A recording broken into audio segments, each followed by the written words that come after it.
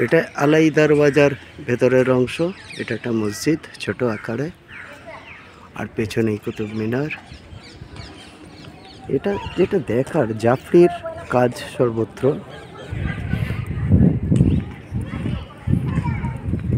এশিয়ার মধ্যে সবচেয়ে উঁচু ইটের ইমারত এখনো পর্যন্ত কুতুব মিনারের মাথায় রয়েছে।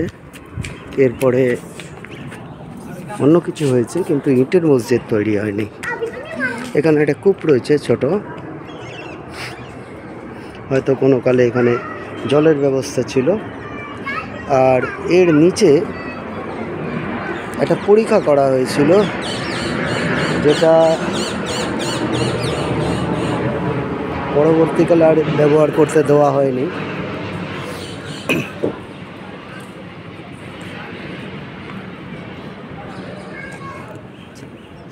তাহলে এটাই ছিল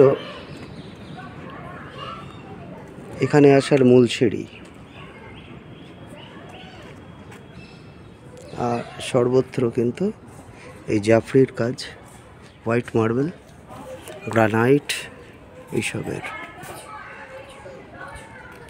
উর্দুতে কী লেখা আছে তো পড়া যাবে না, কিন্তু কাজগুলো সত্যি খুব অদ্ভুত। কিছু কিছু জায়গায় ভেঙে গেছে, সেটা পরে প্লাস্টার করে মেকআপ করেছে।